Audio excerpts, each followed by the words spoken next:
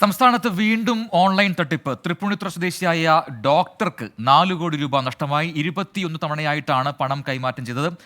ബജാജ് ആപ്പിലൂടെ share market ചെയ്ത് ലാഭമുണ്ടാക്കാമെന്ന് വാഗ്ദാനം ചെയ്തായിരുന്നു ഈ തട്ടിപ്പ്. 4 കോടി രൂപ വാങ്ങിയ ശേഷം പ്ലേ സ്റ്റോറിൽ നിന്ന് ആ ആപ്പ് നീക്കം ചെയ്യുകയും ചെയ്തു. ശ്യാം കുമാർ കൊച്ചിയിൽ നൽകുന്നതിന് കൂടുതൽ വിവരങ്ങൾ. ശ്യാം, പല തവണയായി ഇത്തരം വാർത്തകൾ വരുന്നു. അപ്പോഴും ഈ കെണിയിൽപ്പെടുന്നത് അഭ്യസ്ത വിദ്യരാണ് എന്നൊക്കെയുള്ള കാര്യങ്ങൾ കേൾക്കുമ്പോഴാണ് നമ്മൾ അത്ഭുതപ്പെടുന്നത്. ഇപ്പോൾ ഡോക്ടർക്കാണ് 4 കോടി രൂപ നഷ്ടപ്പെട്ടത്.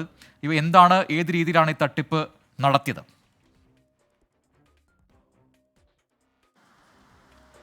പ്രജിൻ, ഈ തട്ടിപ്പിൽ ഏറ്റവും പ്രധാനപ്പെട്ട കാര്യം, ഈ തട്ടിപ്പിനിരയായ ആൾക്ക് പലതവണ ഇത് തട്ടിപ്പാണെന്ന് തോന്നുകയും ഇവരോട് തന്നെ ഇത് ചോദിക്കുകയും ചെയ്തു എന്ന കാര്യമാണ്.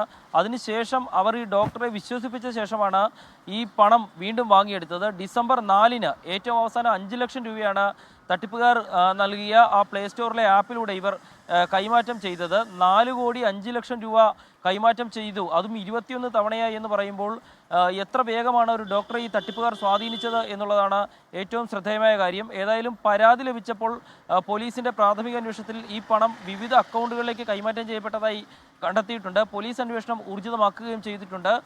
പ്ലേ സ്റ്റോറിൽ ഒരു വ്യാജ അക്കൗണ്ടിൻ്റെ, വ്യാജ ആപ്പിൻ്റെ ലിങ്ക് വാട്സാപ്പിലൂടെ അയച്ചു കൊടുത്ത് പലതവണ സംസാരിച്ച ഡോക്ടറെ സ്വാധീനിച്ചാണ് ഈ തൃപ്പൂണിത്തറക്കാരനായ ഡോക്ടറെ തട്ടിപ്പിന് ഇരയാക്കിയിരിക്കുന്നത്. ഏതായാലും കരുതിയിരിക്കുക എന്നുള്ളതാണ്. നിലവിലുള്ള അക്കൗണ്ടുകളുടെ, പ്ലേ സ്റ്റോറിലുള്ള ആപ്പുകളുടെയൊക്കെ വ്യാജ ആപ്പുകൾ നിർമ്മിച്ച തട്ടിപ്പിന് ഉപയോഗിക്കുന്നു എന്നുള്ളതാണ് ഏറ്റവും ശ്രദ്ധേയമായ കാര്യം. പ്രജിൻ, ശ്യാംകുമാറാണ് കൊച്ചിയിൽ നിന്ന് വിവരങ്ങൾ നൽകിയത്.